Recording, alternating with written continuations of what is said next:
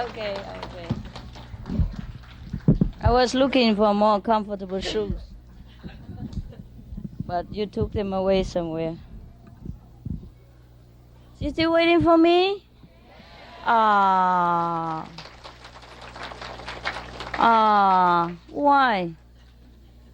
I thought you should be eating by now. Huh? Not hungry?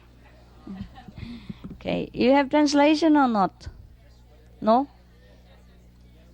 Yes. For the Vietnamese? Uh-huh.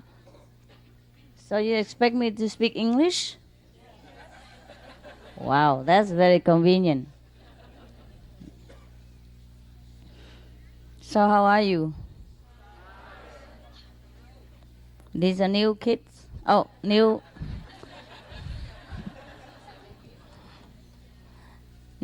big kids?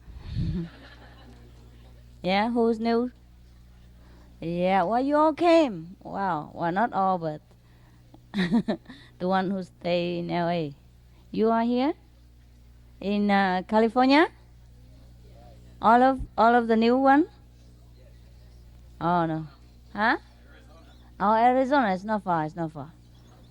It's okay. Don't scare him.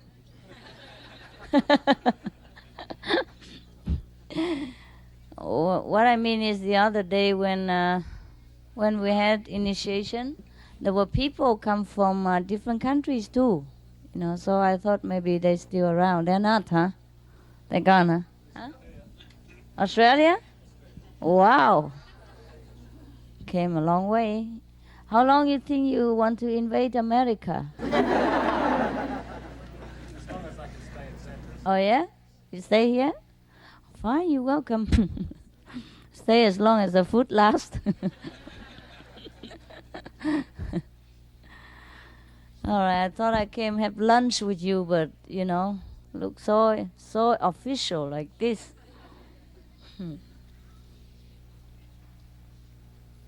You okay, the new one? Feel very welcome. Yeah? And did you have a chance to ask the old initiate some question and all that? You satisfied? Yeah? Any other question that you want to ask me? Otherwise you would die? Huh? Only those questions that, life and death. You okay? Uh-huh. All right.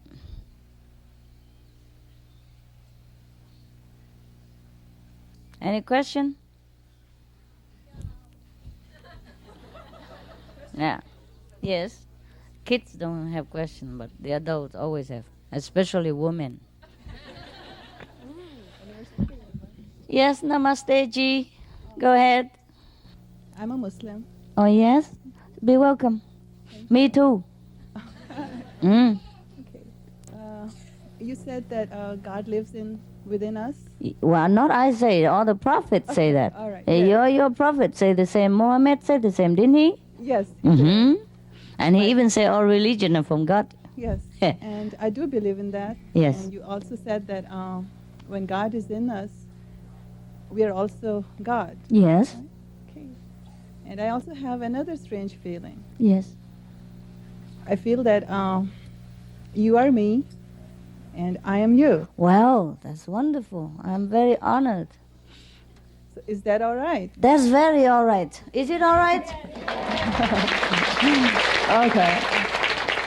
Welcome to the same feeling. Yeah. So, Join the group. They all feel the same way. Don't you feel like that, Pam? okay, Yes. yeah. It feels to be good, among my own people. Yes. Really, it's ecstatic. Feel like it's your own, right? Yes. Yeah. Yes. First time, but Yes. like forever. First time. That's the and way it should feel. I'm Yes. glad. Yes. I'm glad too. So what else is the question? I do have another question, but should I go public? Oh, go all out. Okay. See, what happened to me, like March 18th, my whole life changed. March My- 18. March 18th, Uh-huh. 98. The world was different. Yes. I spoke differently, I acted differently, people responded to me differently. And better or what? Better. Wow. It's like, whatever happens, it's happening. I have no control, and yet I'm very powerful. Yes. People see me as if, I'm controlling them. Mm-hmm. You controlling them? Yes, they say I manipulate them, and I don't. Mm-hmm. It's What like is the day? March 18 was that? March 18th. What is that? Well- Tell people. Well, what happened was I worked on a project that day for my painting class. You what? A project. Uh-huh. It was a drawing I was supposed to do, and they asked me to do a self-portrait. Mm-hmm. And I did that, and I drew what was inside me. Mm-hmm. I wrote an Arabic verse on that from Quran, Mm-hmm. and that was the real me. Mm-hmm. And I didn't know what had happened, but when I went outside, Mm. it was different. Mm. Things were happening that had never happened to me before. People were responding to me in a different way. Mm-hmm. And when the teacher saw that painting, she said, "This is it." She said, "Rizwana, you got it." Oh. She said, "You have the content, and this is what you're going to work on forever." Wow, so probably you got it. So Mm. it was so overwhelming. I couldn't believe it. So now what's the question? The You question don't like that? is, I do, but it's hard to believe. I wonder if it's my mind playing tricks on me, or is it real? Well, even if your mind plays trick on you, it's a good trick. Yes. Very pleasant illusion. Yes. And there's another thing also. All my dreams, all my wishes are coming true. Mm. And it's not just me. It's whoever, my friends, if they say something to me, or, whoever, and they come and tell me, hey, Mm. It Why don't you happened. all learn painting and quick? Huh? Okay, what's your name? Rizwana. Huh? Rizwana. Rizwana. Rizwan. Yes, Rizwana. So my question is... What does it mean? Rizwan. Rizwana. In Quran, there are two meanings. One is paradise, and another one is for the to do something to please God. Mm. And actually, there's another meaning. It's the Rizwan is the name of the angel who's at the gate of heaven. Wow, you are inside already. Okay. Well, congratulations, whatever it is. Enjoy. Huh? Okay. All right. Thank you. Right, you're welcome. That's We only have to recognize ourselves, and other people will. So I just wanted to know, am I okay? Am I nuts? Are you okay? I feel okay. Then it's all right. Here everybody says, I'm okay, but out there, Here everything's not okay? no, here it's okay. Here it's Yeah. okay. Out there what? What's Out not there, okay? I'm acting a little, A little what? little like a teenager. It will pass. Especially my coming here. You know what my daughter told me? She said, Mommy's rebelling. Well, we can reverse the signs of aging, you know. Now it's the 21st century, people do that. They have cream and all kind of things to reverse the aging. Also, we have cream for the soul. You can become young again. That's good. Yeah. Okay. Good. The prophet is very pleased with you. He told me.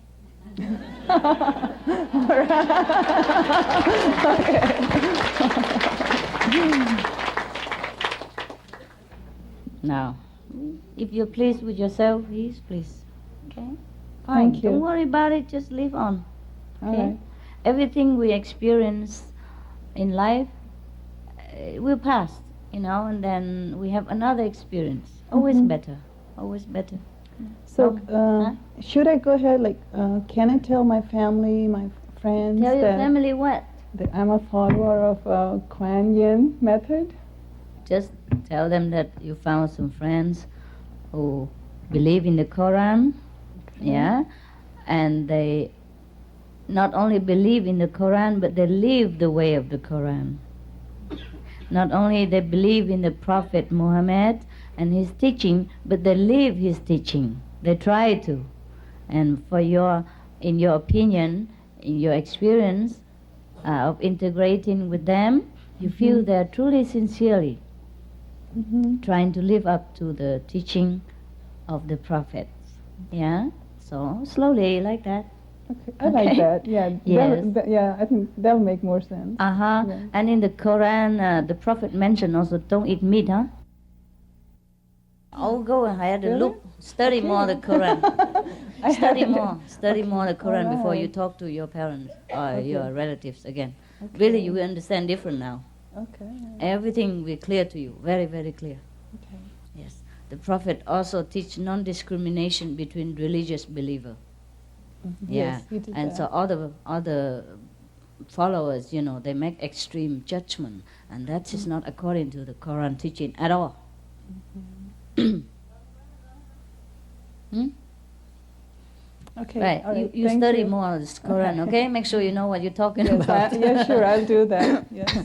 Okay. Or next thanks. time, you know, I know the Quran. I just suddenly I forgot which page, and you know, to tell you. Otherwise, I have studied the Quran and exactly the teaching, the same like all the prophets. I'm very happy that you came at last.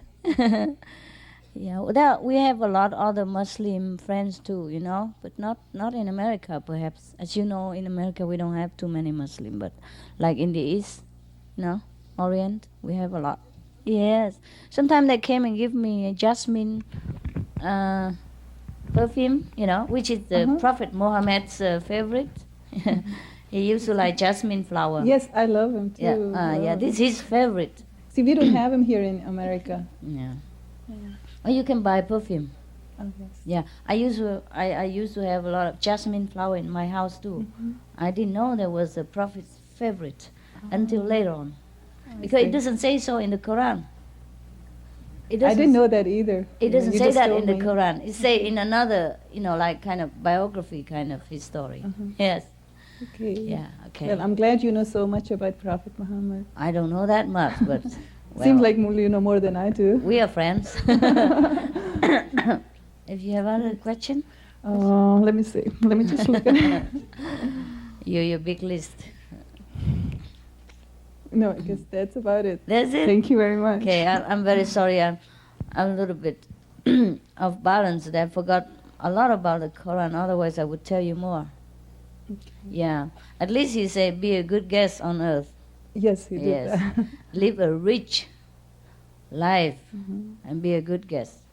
Yes. He doesn't tell you to be ascetic either. Rich also spiritually and you know, materially.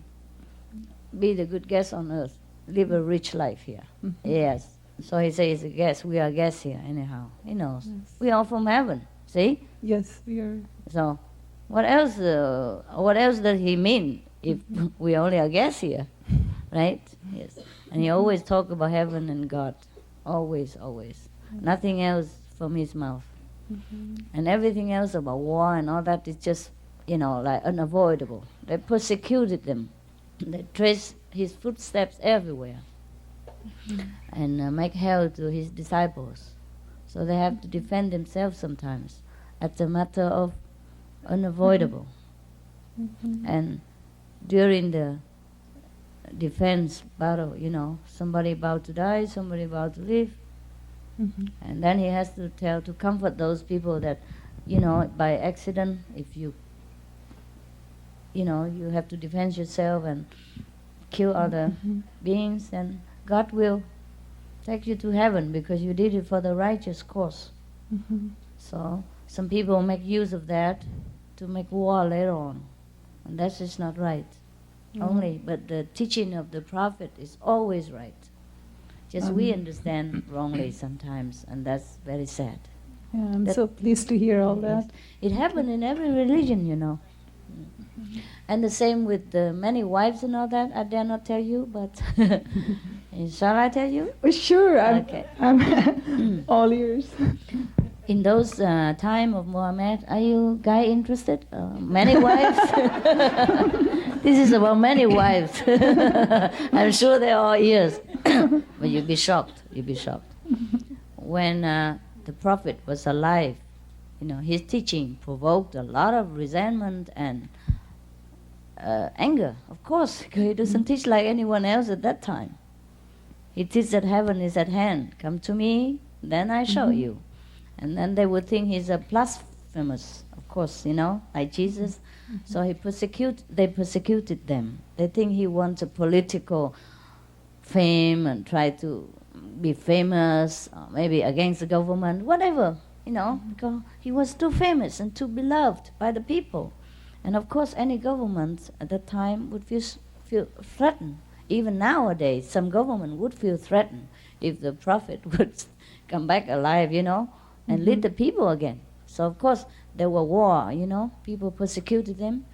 And sometimes in the course of defense, they have to fight with the government. Maybe they didn't even fight.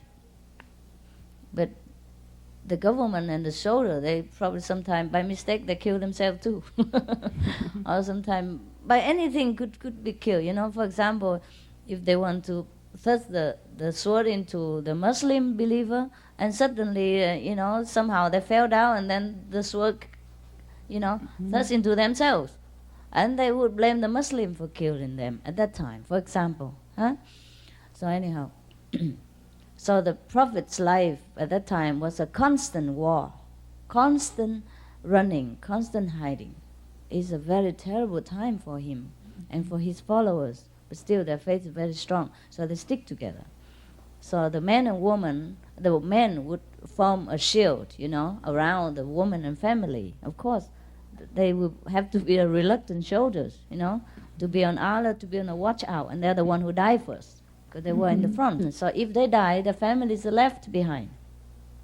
So the compassionate Prophet have to tell his leftover disciple, whoever the man left over, have to take care of his brother's wife and kids as your own wife and kids. You understand? And only the one who able. That's why he make a rule, like, if you give to this wife, if you take, for example, you take on 2-3 wives from your brothers, then you have to give them exactly the same thing, like you give it to your own wife. So that's only fair. You have to treat your brother's family as your own. Of course, no, we do the same here. Of course, that's a brotherhood. And then, of course, only the one who able should do that. If you couldn't fit your family, how you take on more family? And that's very fair only. That's very just and very wise. So that's how the brothers took on other wives and kids. That was a spirit of brotherhood, because your brother sacrificed his life for you also, and for your family also. So his wife and kids you have to take care. Or wife, or kids, or wife and kids, whatever. If you can, do it. And share equal your property among, your wife and the other wives. Treat it as your own. That's the Prophet's compassionate instruction and the wise strategy at that time. Yes, it was due to the necessity of that, yes, time, at that that you time, can yes. take in more wives than necessary. but they didn't take it in as wives, as to take care. Yes. Like the Sikh guru, I think the last one or the fifth, the last one, huh? He was also offered a young wife later on, and he accepted her, but they now live together. Oh. Yeah, he make her become the mother of the Sikh soldiers, so she took care of him. She wait for him to eat with her, but that's it. Yeah. Okay. So also a wife, but this it's not in a sense like we take it, okay? Yeah, a lot of master, they do things we don't understand. It's not really the way we think. Yes. It looks like, but it's not. Okay. All right, thank you very much, Master. Yeah, because somebody offered him a daughter, because she saved his life somehow. He saved her life. So the father think, okay, this belonged to you in the first place. Take her, and he didn't want to hurt the family. Somehow there's some probably situation arise like that. So she accepted. But he only lived with the one wife. That's it, yeah. Okay, what else about interest? Oh God, all the women. Jesus Christ. Yeah, this one was a second. Okay, man, be patient. It's our time. If anyone hungry, please go out and eat, huh? It's not obligatory to sit here. Yeah. I would like to know, please, what happens when somebody commits suicide. Well, then he die. So many times in Western religion, you hear that they go to hell for that, or they're condemned for it by God. What is your view? They're not condemned by anybody. They're just in a lower level of consciousness, and they have to stay there for a while. Does it require then? Well, obviously, I answered my own question. If they haven't reached enlightenment, then they would have to be reborn again and pursue again. Oh, sure, of course. Later. Anyone, even without commit suicide, they have to be reborn again until they're enlightened. Yeah. Thank you. But the commit suicide people in a lower level. Yeah. Very, very low level, suffering, and until they really had enough of it, and they get out, or somebody pray for them, like Kuan Yin practitioner, really love them, think of them, pray for them, then they get out quicker. Yeah. Commit suicide is a bad crime for yourself. Should never do that. Okay. Master, I was told that I cannot mix my mantra meditation, which I used to do before, with Kuan Yin. It'll be detrimental to my spiritual growth. Sure. So I should not. You're not concentrating in one thing. Concentration, one-pointed devotion is good for everything, anyhow. So since you're here, you might just well devoted yourself here. You come back and forth like that, you're confusing yourself. Wasting your energy. Capiche? Okay. It's not forbidden, but it's not very good. It's like you know that very well. Everything we do, we have to do wholeheartedly, right, in order to get a result.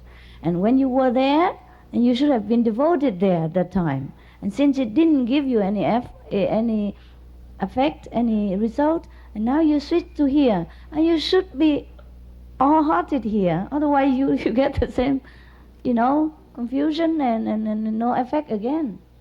Waste your time, huh? Okay. It's not forbidden, but it should not be practiced. Thank you. Well, welcome. Good afternoon, Master. My question was, I had a friend that believed in you, and he read about you, and he wanted to be initiated, but he wasn't given the chance to be initiated because he was killed. And before that, right? Yeah. Before initiation, he was killed. Yeah.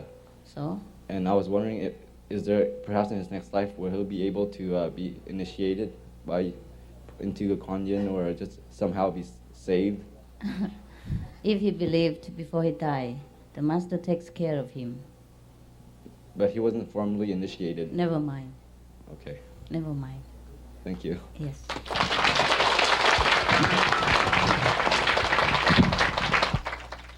The formal initiation is for the mind, okay? And the invisible initiation is for the soul. It's not by sitting there listening to instruction that you are liberated. The master communicates with the soul beyond the words, beyond the talking, all right? So if the guy believes in a master before he dies, even just look at the master in admiration one time, straight in the eyes, he's liberated. So don't worry about it, okay? Master, I have found that recently when I was meditating that information seems to come to me very quickly when I ask a question or if it's on my heart. And when it's so detailed, I was kind of wondering if I was talking to myself. But I imagine since we have the God self within us, isn't that our own soul, or is considered the same thing as the inner master speaking to us? If it really helps you, if the information is correct, you found it out, then it is. Why isn't it so easy to recollect this information after meditation? Why what? Sometimes it's so detailed, sometimes the information is not easily recollected, like visions and things like that. Oh, of course. Then that's why before you meditate, you should have a pad next to you. And jot down quickly the main point, okay? 1, 2 words to recollect later. Yeah, because during meditation, you are in a different level of consciousness. And when you come back to this physical one, you forgot. Because the mind is limited, you understand? The mind is limited. It's like a computer. It's not equipped for the whole information in the universe. So sometimes it miss out the information, okay? Or it's defected, it's defected, the mind, the computer. Yeah. Thank you, Master. One other simple question, which modern religions teach, as far as the Christ teaching was concerned, sometimes they're misrepresented, I understand, or mistaught. Mm-hmm. Is there such thing as an unforgivable sin? I realize we have to forgive ourselves, but no. There is none. No. You have to realize that every soul select his own path to walk toward God in different fashion and different timing, all right? We are here, those who more experienced, who walk in advance, are ready, like the angel or the masters of the universe, are ready to assist any soul should he or she wish to make a different choice in any time of his life, okay? And a higher choice, of course, the better. In that sense, and what did Christ actually mean when he taught blasphemy against the Holy Spirit was unforgivable? What did he mean by that, or maybe he didn't mean that at all? What is before that and after that? Like say, when he says blasphemy against the Holy Spirit, I don't think anybody understands, even myself really understands it completely, what it would actually take to have an unforgivable sin, if there was such a thing. Okay. Unforgivable is in the sense of the word, but there's nothing eternal, okay? Maybe suppose if Christ have come and the people who preach falsehood against him, or blacken his name, accuse him for falsely, wrongly, things like that, that's against the Holy Spirit, because he represents the Holy Spirit. So these sins, of course, is unforgivable, but it's not eternal. As soon as the soul turn around and repent, is forgiven. Okay? All right? That's why Jesus do not hate those who condemn him. Also, he knows they have to do their duty. They have to do what they did to complete his mission, so that he be glorified and honored in heaven as well as on earth up to now. If he didn't die like that, he would be into oblivion, He won't be as famous as he is now. Other masters have come and go, but no one is as famous as him. Okay? So those who persecuted him had to do what they had to do, and he knows that. And they are forgiven. The role they had to play. Of course, that's not the highest choice that they made, but somebody has to make a choice like that. Just like in a film, Somebody has to be a murderer, somebody has to be a detective, somebody has to be a victim, somebody has to be a hero. So it's a choice we make before we came. Huh? Nothing is unforgivable, even though it seems unforgivable. Yeah? Of course, we should never make a choice like that. But in eternity, in the game of the universe, everyone choose different way to walk back home. Yeah? Sometimes they like to take a long way. Some people make a shortcut, like we do. Yeah? So, God knows everything. God forgives everything. It's just we could not forgive ourselves. So we should never make lowly choice so that we regret after. But therefore the Master and the brother stand by all the time to assist us in re-choosing, re-choice all the time. We always make a new choice. And depends on your choice, a new event will happen, new direction will open.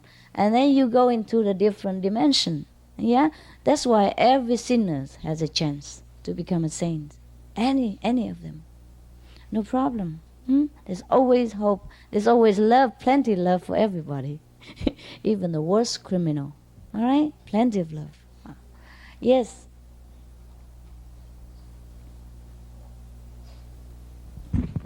Thank you. Hello, Master. I'm from Phoenix.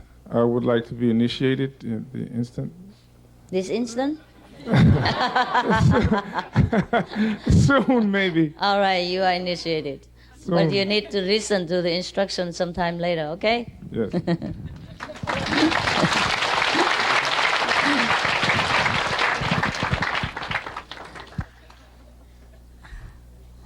That's a good question. Yeah, we have no time. Yeah. Master, I was wondering, how do you deal with this situation when you are sometimes involved in a place where the offering of meat and things like that is concerned to the monks and you're around? The Tibetan tradition, right? And yeah? Yeah. And do you just let it go, or you would feel a little uncomfortable and think that it's not right? If you feel uncomfortable, you don't have to be there. Huh? Right? You have a choice, just walk away. Don't come. Thank you. You're welcome. Hello, Master. I would like to thank you very much for... Where are you? Okay. All I have to say is just thank you. Thank you very much for your kindness. That's all I need to say. Okay, no problem. You're welcome. Hello, Master. I was just recently initiated at UC Irvine, and I felt so much peace and purity in the last couple of days. And then this man from my past, who was an ex-boyfriend, calls me, and I want your help. And I was just feeling so much love and wanting to give. And I go there, and I give. And this thing, how I can't explain it. I don't know what it is that I'm doing or what happens, but I feel so much from people, like energy. And sometimes it's like impure energy. And when I'm feeling happy and I'm feeling this purity and this love and I'm shining and I feel beautiful and then I feel this impurity, and it's like things flow when I feel that way. But then when I feel this impurity, it's like this dirt that comes in me, and I feel like, ugh. And I shut down, and I just, now it's like I feel so awful from being around him, and I'm upset that I went to this person from my past, because so many wonderful things are happening now, and that I'm creating now, but I want to be this light that can shine. And I don't, like when I'm around you, it's like I feel this energy of purity just bathing my soul, and I feel pure. But other people, it's like dirt. Well, you ask them, they know. Well, you cannot help the way you feel, even though you didn't expect that, right? You didn't come with that negative feeling. You come with all love and devotion and compassion, but look what you got. Well, that's the reality. That's the problem. Not that we expected that. It just come, right? Yeah. Well, when you come around people, you try to recite the God's name and ask for more love, more protection, more compassion, and more understanding before you contact people, all right? And then that will help you. But what is it that I'm feeling? I mean, what is that vibration or that frequency that I'm picking up from them? It's just they are in a lower level than you are. And you have to come a little bit down in order to meet them. It's just an automatic system. You don't do it on purpose. And so when you come down like that, you feel caused. Yeah, you feel the caused vibration. Because you're not used to it anymore. You were up there. And then suddenly, because you love that person, you have to come down automatically. That's normal, even though you don't see it with your eyes. But it's just like somebody sick in the hospital, right? You are healthy. Now you come to see that person, and you love that person so much. So you come in the hospital. So in the hospital, automatically you feel the disinfectant air, the medicine smell, and the bandage, and the plus, and the, all kind of urinated, all kind of, hospital smell.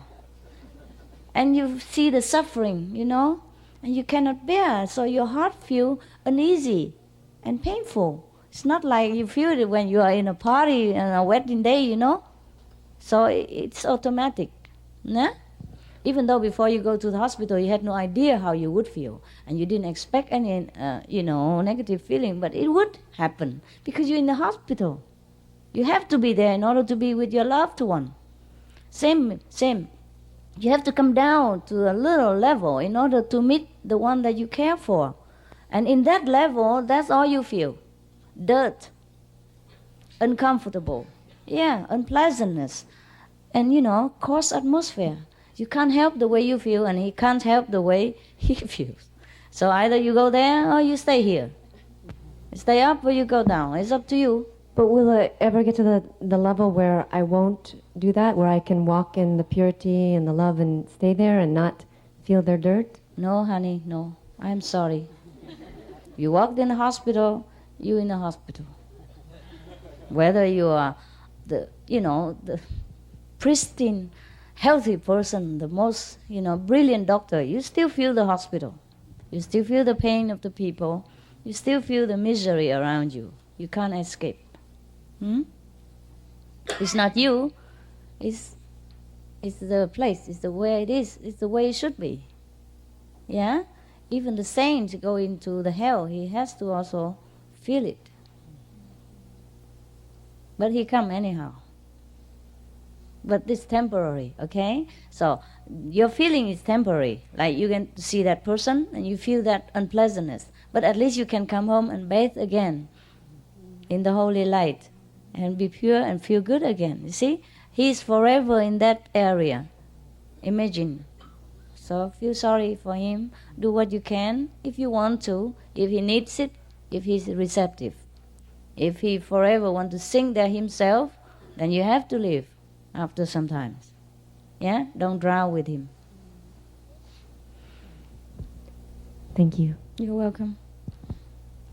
No, at least you know the difference now. You didn't know before. See? At least you have a choice now, see? You know so different between the black and white. I told you I take you back to the kingdom of God, and now you believe.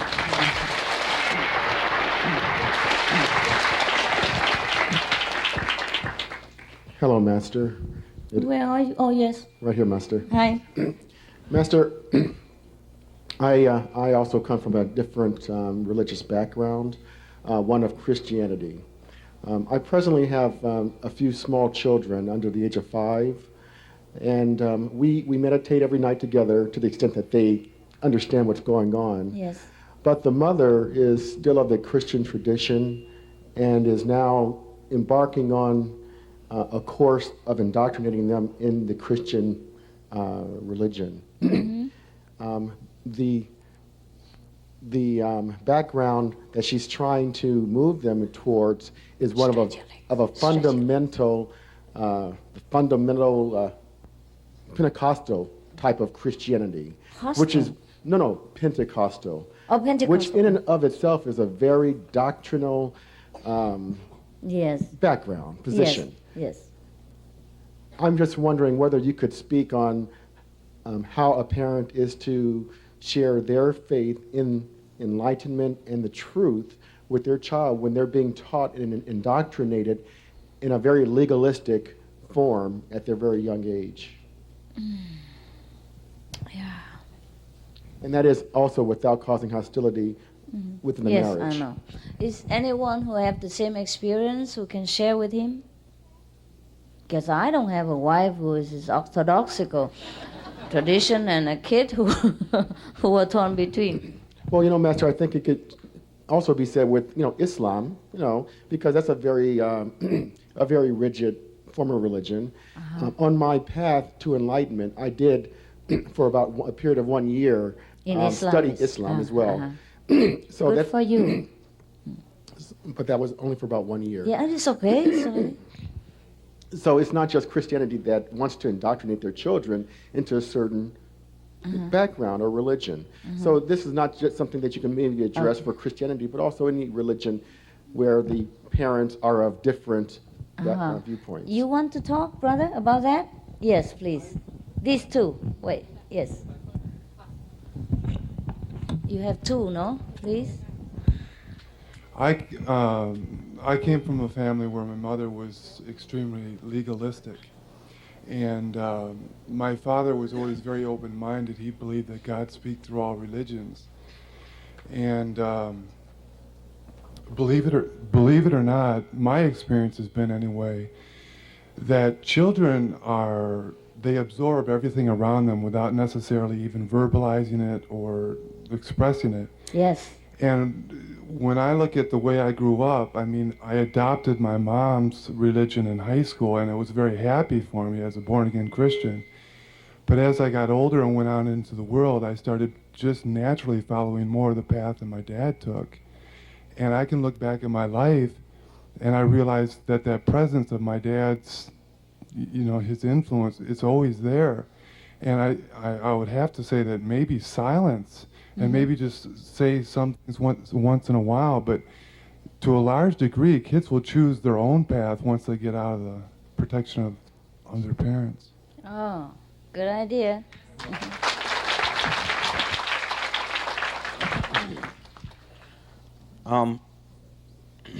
To his question, from my experience is that if you show yourself loving and don't make a battle between your wife, let them join the Christian religion because it is also good and it has a lot of strong meaning behind what it says. And just live the way you're living, and when your children look at you and see this, then they'll know. They want to learn with you. Like what the brother here said, they'll when they get older enough, they'll go the way they feel like makes them feel good. Yeah, it's good. It's good. Master, I concur with those two other views. Yes. And I just wanted to acknowledge that Master Power is the strongest. After becoming enlightened, there really is no insurmountable conflict taking place within my home because Master Power is omnipresent in our situation as well. So, but I just wanted to hear what your comments may have been on the matter. Well, the brother said already everything. Thank you. It's very nice. And you also very, very good. I'm very, very pleased. You see, you can also join them in the Christian class if you want to. Yes.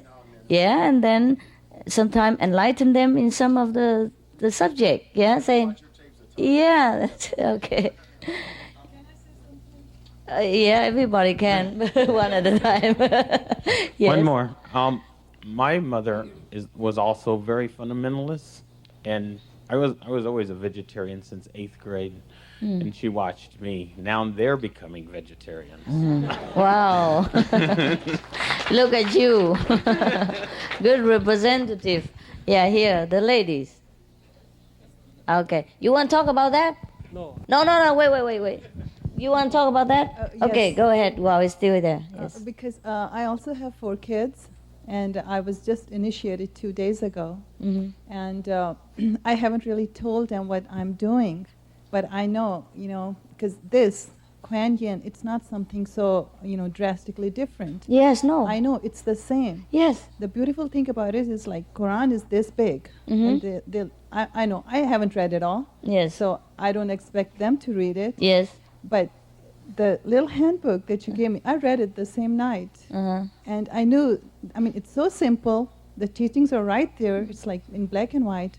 And I've been following all those things, my whole life. So I'm not changing my religion. No, nothing at all. Nothing changed. Yes. I'm just enforcing it. Yes. And what I'm adding to it is vegetarian diet and 2.5 hours of meditation. And I have been doing that all my life. Yeah, too. you're praying. Yes. That's a meditation.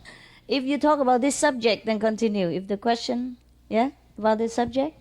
Now, question now? Okay.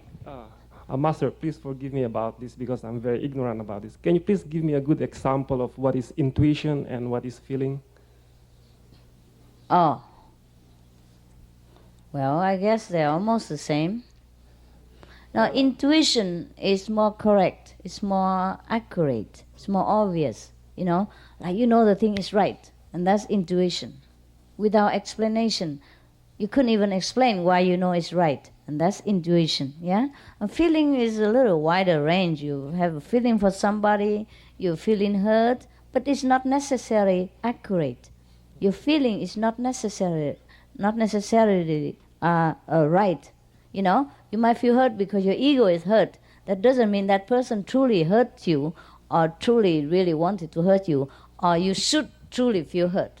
You see? So that's a little different feeling. But you can also say that I feel this is right. I know it. My feeling tells me it's right. And at that time, then the feeling is the intuition. And the intuition is the feeling, you see? So, I don't know. You want to make a dictionary, huh? So it's a matter of the individual who has to figure out himself, either if that situation regarding certain things, if it's intuition or feeling? Yes, of course. Okay? Thank you, brother. Yes, you're very welcome. I would like to share something with you and hopefully get comments and feedback from you. Yes?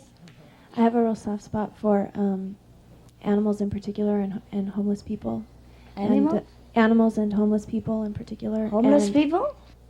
A real soft spot for animals and homeless people, and well then, if there's anything that I can ever do for them, even if it's just a little bit, do what you feel like. But I feel like when I do something very small for someone who's very down and out, I get so much more from them in return. Then do it.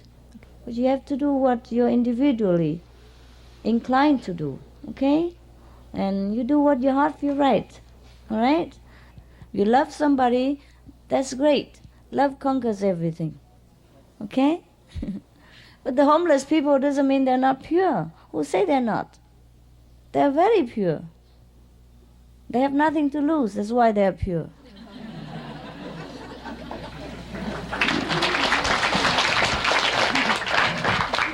Yes, they're more simple, They live day by day. They live on the grace of God. Every day they're praying for their meal, at least. Yes? And this and that. Yes. You first, please. Yeah, I have a question about, I had this naive idea when I came down here that, although it seemed too good to be true, that after the initiation I would just suddenly feel like a master. Yeah, why not? Congratulations. And I felt that we have a new master here. I can just step down anytime you're ready. Well, I'm just wondering, I felt a little bit the next day, but then my mind sort of got control again. And and I'm just wondering, what does the instant enlightenment mean? Does that mean that we are enlightened, but we just have to clear the blocks? Or, what just happened? What were we initiated into? Anybody can explain that? Since you are the same boat? You also feel like new masters? Huh? Anybody want to explain that? Here. There's a master here. I want to explain to you. Give a microphone quickly. Why not? We have fun, huh? The more master, the better. I'll be free. Take turn. I can't be absolutely sure, but the way I feel about it is we were just initiated into the kingdom of God, and because we're in this world, we have to learn here until we get back home. That's all I can think of. Bingo. I'll submit my humble feeling on the matter. There's a difference between mind and the spiritual plane, if you will. What takes place during meditation at times when you're in samadhi, you may not remember what took place. You may not really know what is taking place, but something is taking place. And as you develop, that thing will, in time, it won't happen overnight, it will reveal itself into your present consciousness. Mm-hmm. But just believe and have faith that this thing is taking place in the spiritual realm, because it is. And continue with your practice. Be diligent in your practice and the 5 precepts. Wow. Master number 1, master number 2. And master number 3. We're humble. We're number 3. What else? What other idea? Yes? No idea? Totally new question. Oh, wait. Continue? She has not finished. You hold the microphone until your turn. Yes? Well, just one other quick question regarding harming any sentient beings. How do you feel about, 1, the wearing of leather, and number 2, I don't know if this is true or not, but somebody told me that when silk is collected, the worm is killed.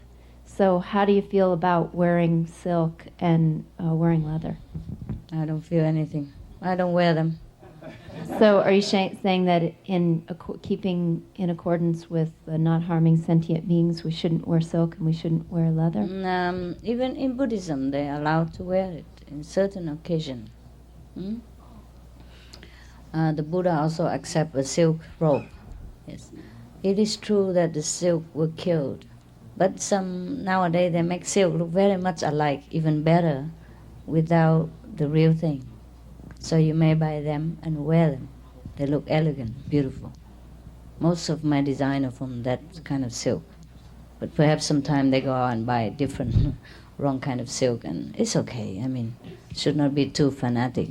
You don't wear it for yourself, it's fine. Yeah?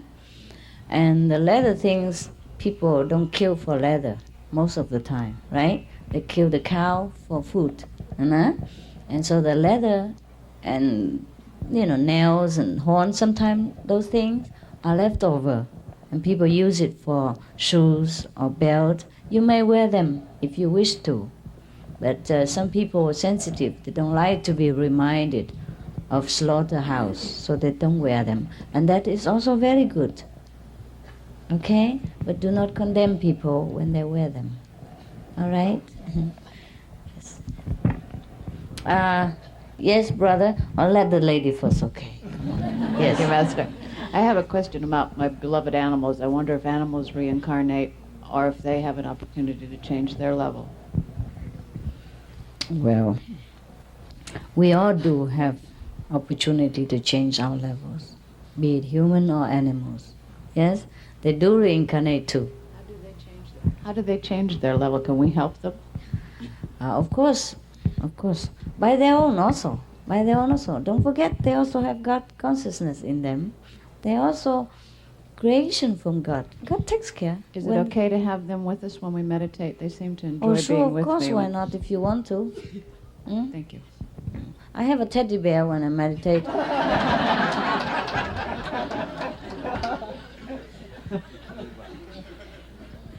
Small one like this. Nice. Very cute. Warm. And I bet real animal is more warm, huh? Well, it depends on if your animal don't disturb you, you see. Then it's good. It's good. That's a funny story. I probably told it already, but it was in Chinese. It's like this. There was a master. Before he meditated, he always, chase his cat out, of the house and close it. So after he died, the successor or whatever left over, self-proclaimed successor, always chase that cat before he meditate. Yeah. So it is very funny because the cat belonged to the previous master, and of course they're attached to each other. The cat liked very much to always be around the master, and when he meditate, he want to snurr around him, so he don't want to be disturbed. Yeah, because sometimes even the cat is quiet, but he meditate long hours perhaps, and the cat want to go out, want to eat, want to snuggle, cuddle, whatever. So the master want to make sure the cat is out, so he can sit as long as he wants. So he chase him out. That's it. Just chase, but not beat him. But the next one always chase that poor cat, even though the cat don't even have anything to do with him. He don't even like him because it's not his master. Yeah, he don't even stick to him. But he always chase after the poor cat, don't even understand anything. Run. Yes. So it depends, you see? Depends on the animal. Yes. Yes, brother? There's a lot of questions I want to ask you, but there's no time. I wish I could spend every day of my life with you, All right. But, okay, brother. Then why don't we take care of the most important to you first? I allow you 3 first, okay? 3? 3. Okay. It went stretch a little bit, but let's see. No. I have so many, whether it's auditory hallucinations or visions or lower astral world, whatever it is, it happens all the time. But is it the lower astral? Is it auditory hallucinations, or is it truth? Sometimes it's got to be lower, but sometimes it's all loving and bliss. Fine, then enjoy when it's loving and bliss. And then, okay, but Ignore now... the other one. Then another thing is, I sincerely wish that somebody, and hopefully you, would humble me, because I go through mood swings. Sometimes I get really angry at God for all the suffering, but that's got to be ego, right? No, it's not. It don't have to be ego all the time, brother. Sometimes we do feel like we are the master, and that's righteously so. It's just that you're not able to keep that consciousness all the time. That's why you have to practice more until you're sure about what you are. I teach you to be a master. That's correct, the way you feel. And in some blissful moment, with abundant grace of God, you do feel you are a master. And that's correct, and that is very correct. It's just you have to practice more in order to keep that feeling all the time. That's all, okay? Nothing wrong with that, all right? If you feel angry at God, well, go ahead, tell Him. If you feel loving, go ahead, tell Him. He doesn't care whether you're angry with Him or you're loving Him. As long as you do your stuff, focus your attention, and don't forget Him. Okay. And change yourself for the better. Okay. We get angry with God because sometimes things are too overwhelmed for our mind. Too much. Despite our best effort, things still doesn't go right the way we expect. Yeah? But in the long run, in the grand design of the universe, everything is correct. Everything is perfect. So it's all right. You just be yourself, and God like that. God doesn't like phony praise and fake emotion. It's okay. All right, brother? Be yourself. You are what you are. And when you understand completely, then you will no longer be angry with God. And that's all right. He has eternity to wait for you.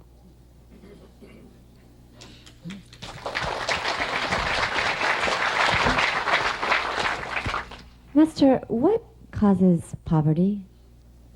It causes poverty. Poverty.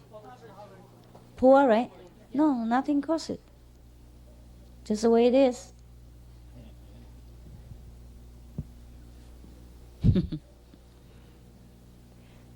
Well, I wish I could tell you that because the man is stupid, lazy, or don't have opportunity, but it's not the case. Some people are very intelligent, very diligent, still cannot make it, right? So it must be the way they have chosen to do that. Their karma, you can blame it for an easy way out. It just, in the universe, somebody has to be poor, some people has to be rich. So you see some lousy guy are very rich, some good people are very poor. So when you look at that, you blame God for being unfair. No, it's not. Some people chose to be poor. They like it. It served their purpose in enlightenment. This is their choice. It's all right. But we have to assist them whenever they need. And if it's in our means, we always have to do our best to assist the less fortunate people, be it in material or in spiritual need, understand? But that's all, no judgment, no why, how, what. You cannot, it's too much question. So if a person chooses to get out of poverty, then they can? The person what? Chooses to get out of poverty, then they can? Oh, they can, then it's in their destiny that first they are poor and later they're rich. Just like me.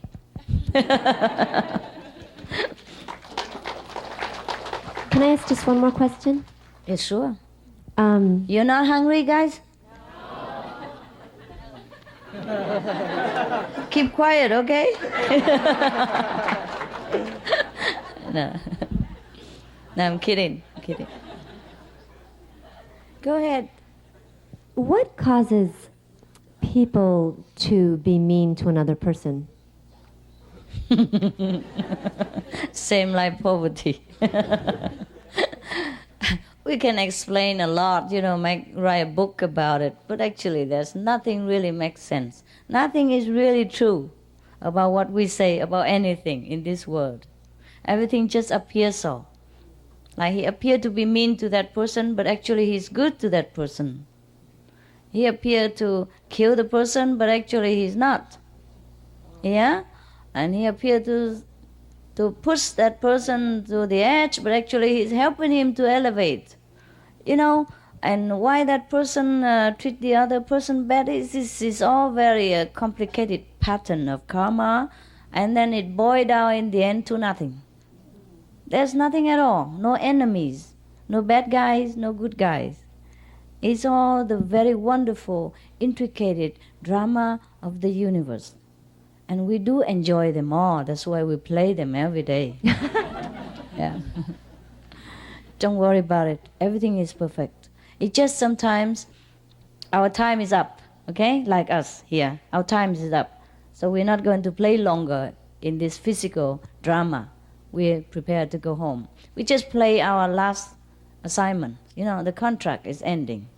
But we don't just step out near the end of the movie just because we're going to sign contract with another company. We play the last minutes of the film to finish it, okay? That's why we're still living in here. That's our last minutes of the play. Other people, they still continue to play their parts, and they like it. Their soul like it. It doesn't seem so to the mind and to the physical understanding, but everybody is playing wonderfully. Nobody complains at all. In your trek to become who you are, was anybody ever mean to you, like really viciously, cruelly mean to you? Let me think. This thing I forgot. I don't really think so. Well, I used to have a classmate. She was mean to me. I was very famous in school. That was when I was, like primary school. Yeah. I am beloved by all my teachers, as my teacher would have told you, one of my teachers. And that girl, she's also my cousin. I don't mention the name. Every time from school, if I happen to walk with her, she scold me from the first minute we left the class until the last minute when I enter my house. We live near each other, just cross the street. And she just say all kind of things about me, and I could not imagine why she say that. So I just kept quiet all the time. And that's how I learned to be humble. And now I think about it, I think she was my great teacher. Because I was too famous. She has to balance my life. She couldn't let my ego run ahead of me, you know. I was too beloved, too famous, too good. Always first in the class, and everybody loved me. So she's the only one who took on the dirty job, of polishing me. So I send money to help her sometimes. Thank you. And there are also some other people who cross my path. You always humble me in some way. But later we were all friends. I never had any hatred, as far as I remember, since I was a child. Never ever had hatred in my heart. I always treat the people who treat me badly good. I treat them good. And that's why sometimes they turn around and call me a living Buddha. Before I even took over this job, I was a teenager and I already was a living Buddha. Yeah, because the way I treat them. I don't hold any grudge or resentment. Never ever feel anything bad about these people. Ever. I just feel nothing. Yeah, just maybe surprised. You know, that I was better when I was young, purer, you know. Now if you talk bad to me, I talk at you back. I say, hey, watch it, I'm a master, you know. Okay. Next one. Okay, you speak Spanish. Yes. Open it.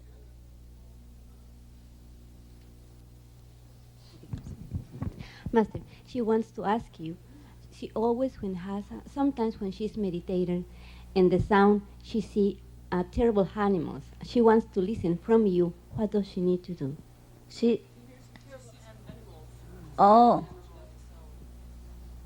What kind of terrible animal?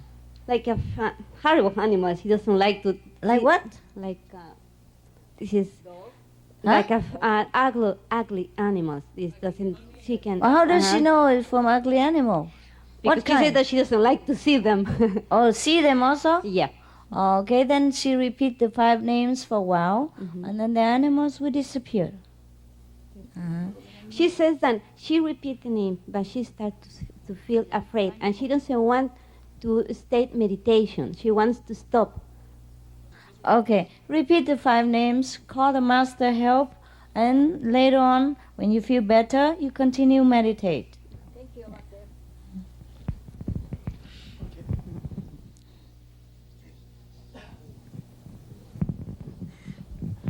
Okay, I don't really have much questions about it. I want to thank you for everything and for the initiation and for talking. And I was really impressed by your speech at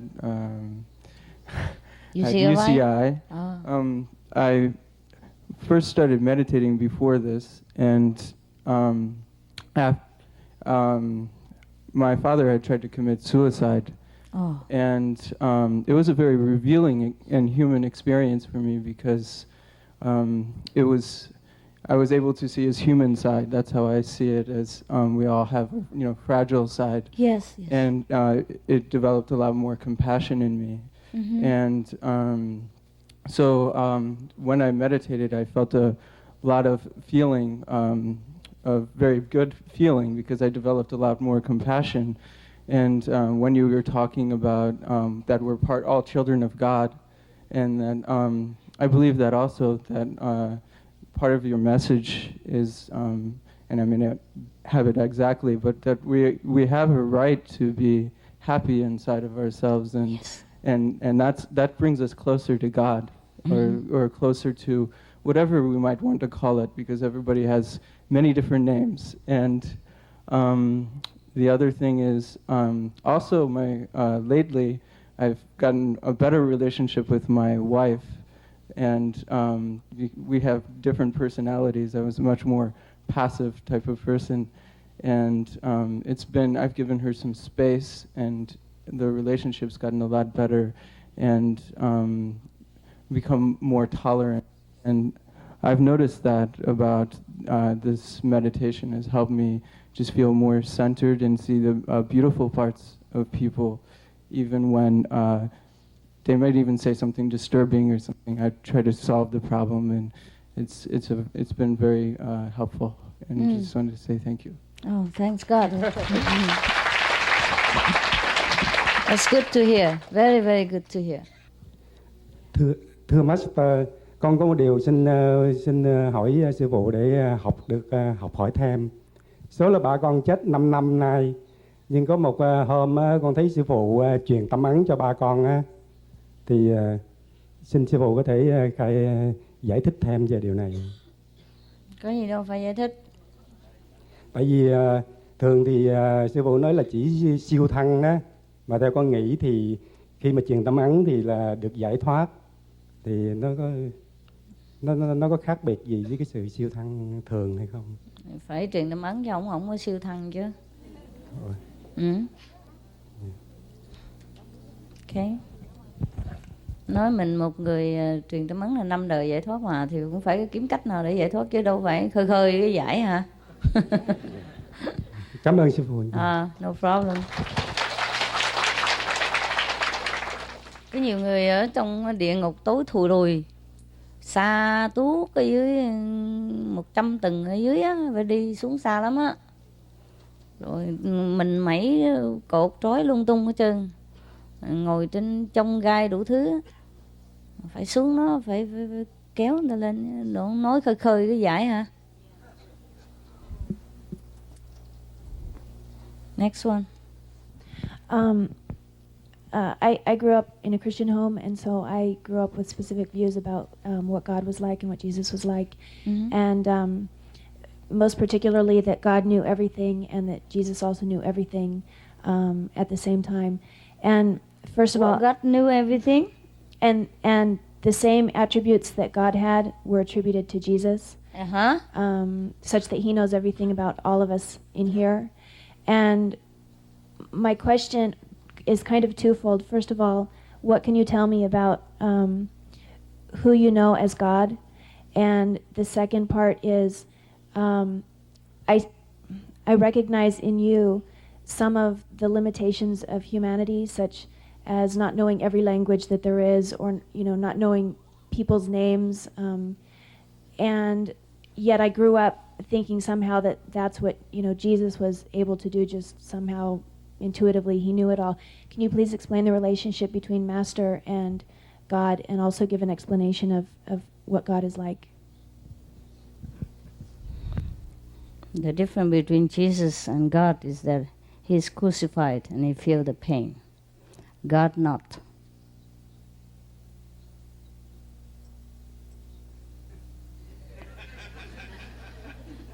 God is never crucified.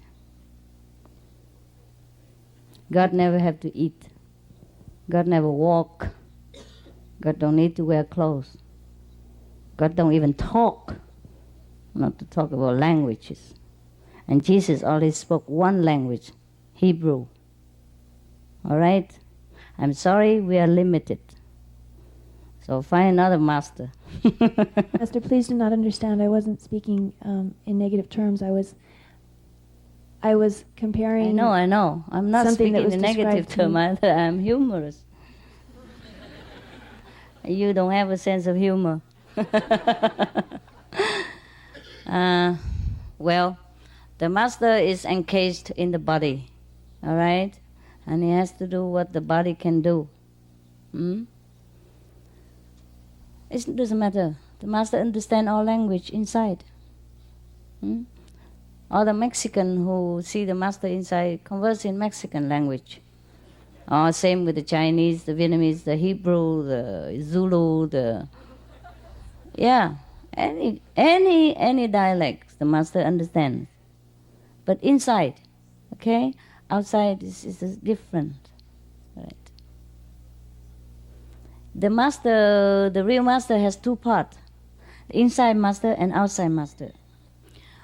Most of the master have only inside and don't have the outside. Like the past masters and the future masters, they are not in the physical realm. so we cannot contact them easily. The only way we can contact those masters is through a physical masters, most of the time. And then the physical master will lead you to see those unphysical masters. Then converse with them, learn with them, all right? And meanwhile, you learn with the physical master what the physical master can teach also, yeah? And other so-called masters, they have only physical aspect and don't have the invisible aspect. And that's you're lacking something, you see? So these both categories of the master is even more inefficient. Yes. So the true master is the one who has physical aspect and the ethereal aspect as well. So you can contact him in the physical body, talk in the physical language, and while you ascend inside, you can see him or her in the spiritual aspect as well, and he or her take you further. Yeah? So that's more convenient. One thing that has been amazing to me is after meeting you and hearing some of the things that you've said, I'm shocked at what a difference it makes to actually meet somebody in person, a living master, rather than just learning about, some being that you can't really make a connection with. I know, it's more fun. It's more fun. That's why so God always have to send, his servant to come meet mankind. Yeah, I'm probably one of the last on the list servant of his servant. But at the moment, there's no one else, so just take me for fun. I'm just showing you how to go back to God and then see Jesus. Every other defect is human nature. That's true. And every good thing is from God. Everything good you see from me is him. Everything bad you see from me is human, that I have to suffer, same like everyone else. Yeah? I have stomach problems sometimes, I have headache, I have all kind of things, I have my temper, I have my like and dislike. Yeah? But that has nothing to do with the path I show you. The guide is just a guide. The road is as perfect as it is. Yes, so walk on it. Yeah. Right. You again, Master? Come on. Are you feeling as a master now, or are you back to normal?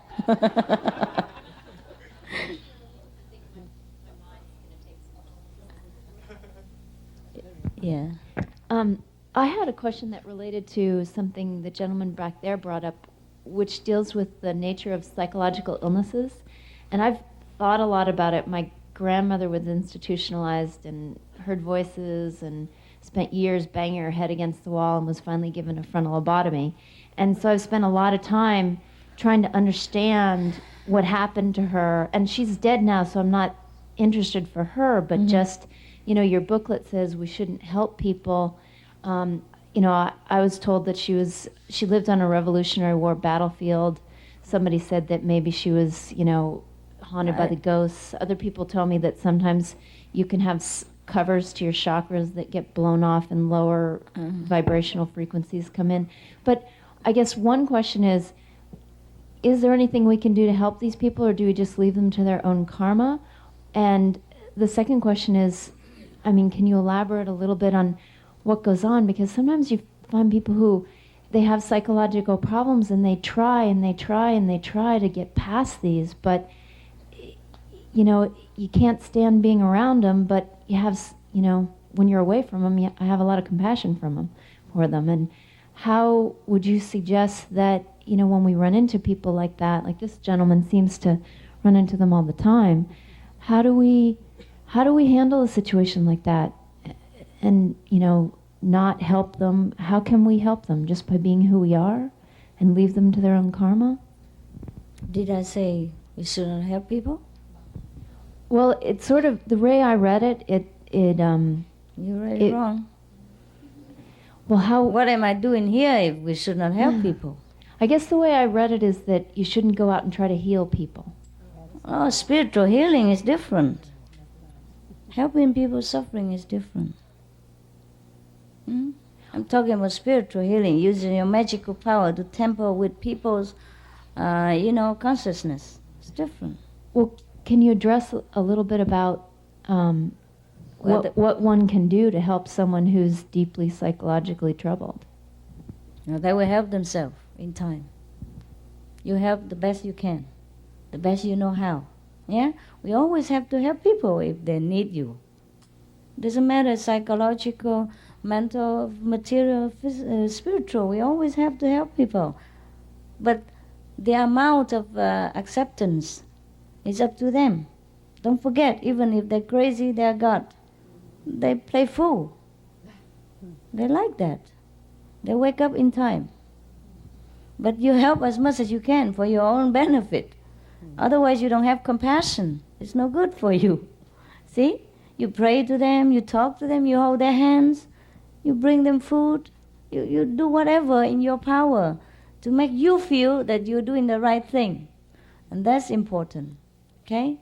It's you who are important, not them. Really.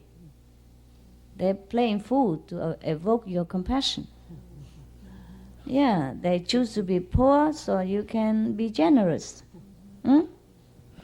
They choose to be crazy so you thank God that you are awakened.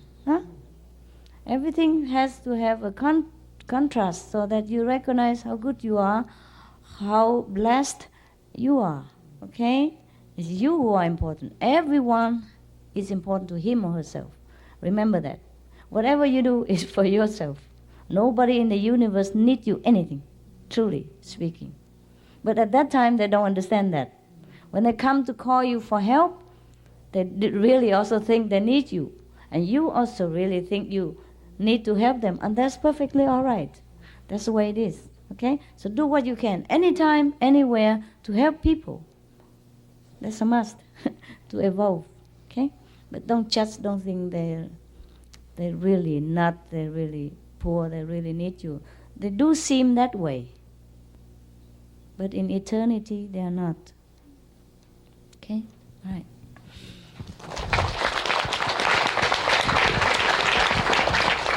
That's why an enlightened person help, but not helping. Yeah? Understand the people, sympathize people, but don't sink into their sorrow. Very balanced. Yeah. Because if we drown together with the person who is drowning, we can't help them either. See what I mean? Yes. You have to be very cool. Very cool, very clear. Yeah? Yes, ma'am? I don't know if this is a crazy question, but how long did you practice the Kuan Yin method before you attained the levels that you've reached? How long? Oh, 5 seconds. Was it? 5 seconds? She's already master.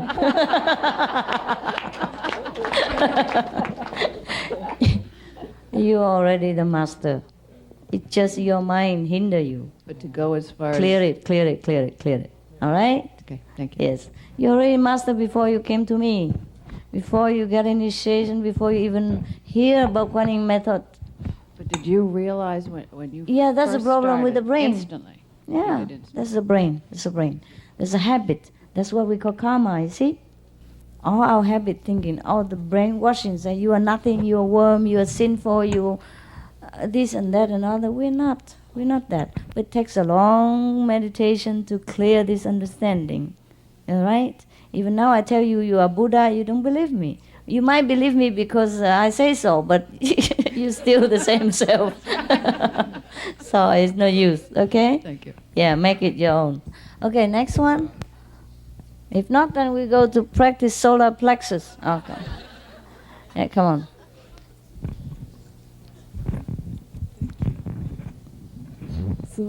Yeah. 我有时候我打坐的时候，打光光的时候，如果我把注意力集中在这个智慧眼的时候，我就好像听声音听不见一样的，就听的都是糊的。如果我一直观音还是观光？观光的时候，观音的时候。啊，观音不要念武器。不是，我就是把注意力集中在。不用。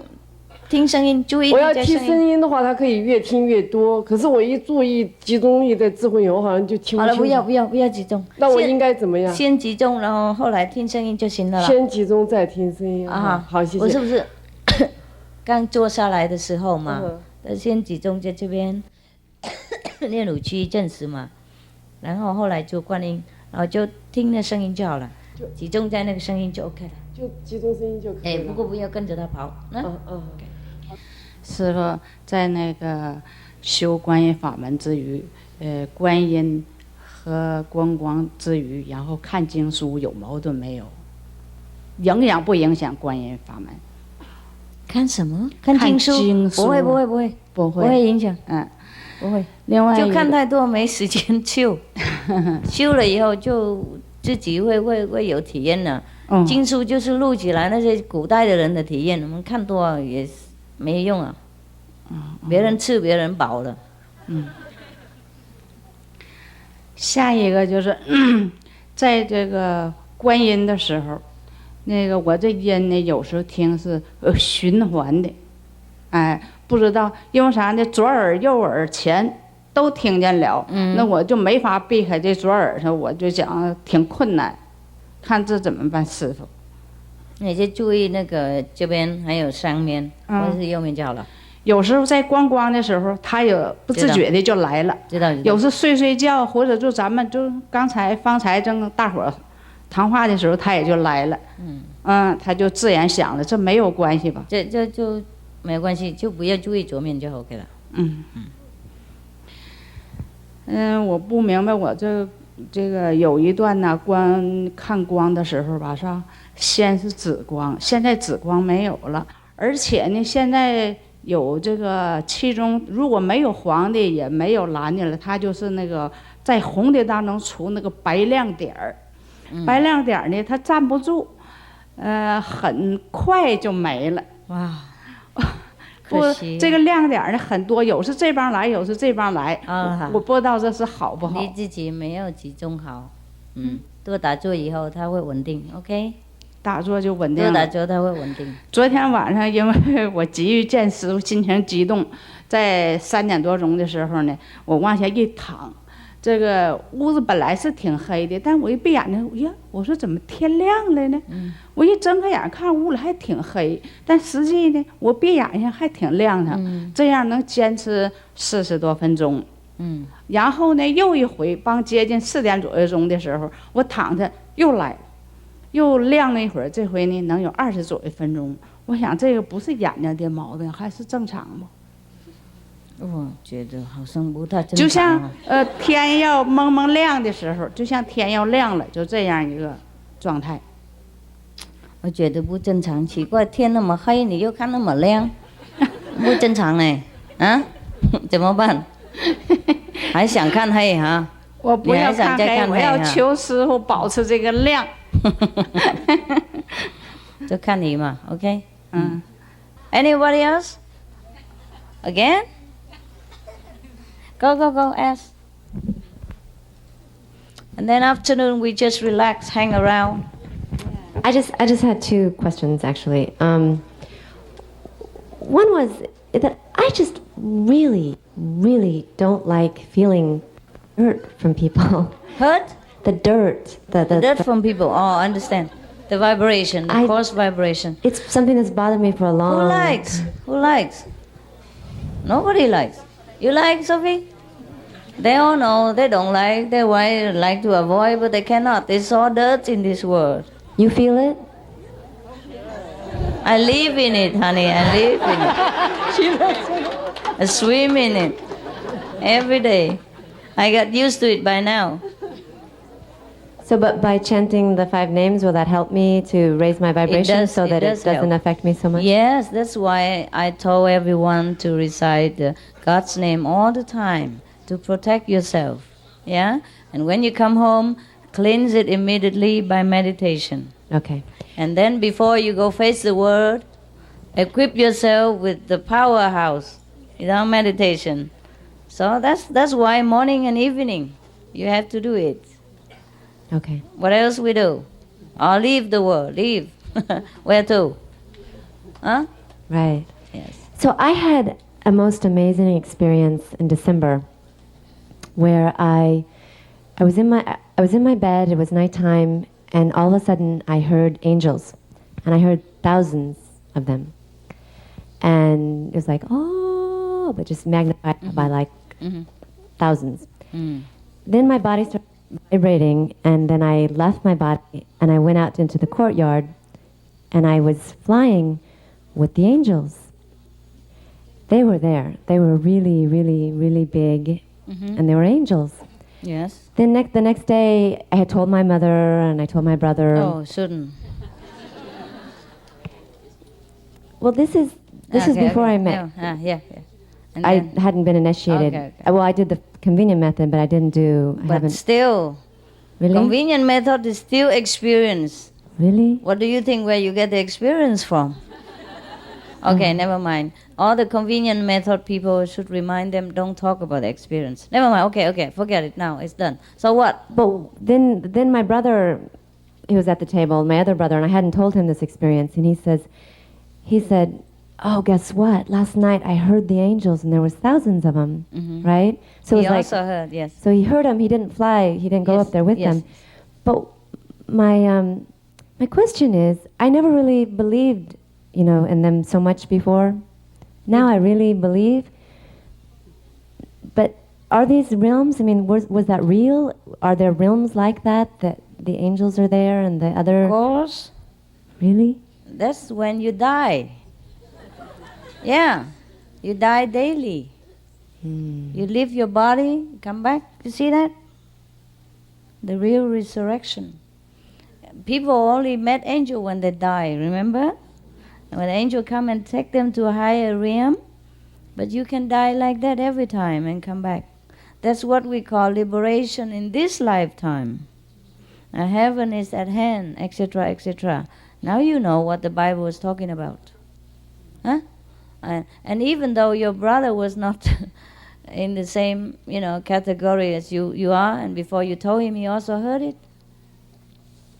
Because of the transmission between you, brother and sister. Your vibration lift him up also.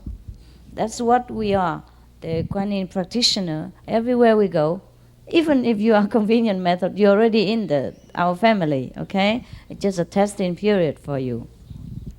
Also to see if you can go on, if you want it really. So it doesn't matter if you're Kuan Yin method or not, or convenient method. You should keep your experience. It's okay, they know it already anyhow. And your brother also sensed it, heard it. So the thing is, with the meditator, the serious practitioners, you bless everywhere you go.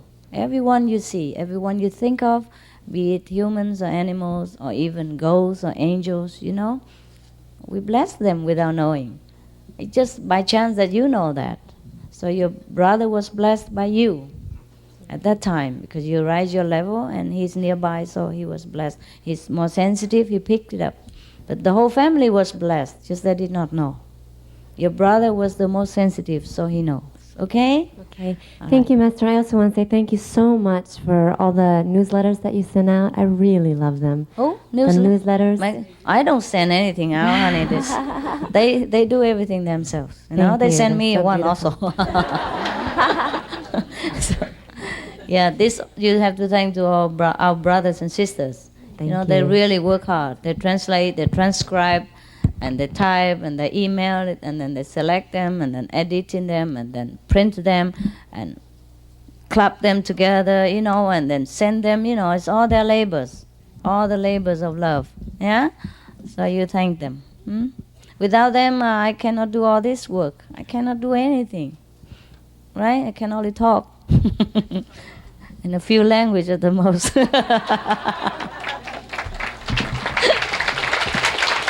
Well, 5 levels, 5 levels, 5 language. Okay. See you out there, dining table.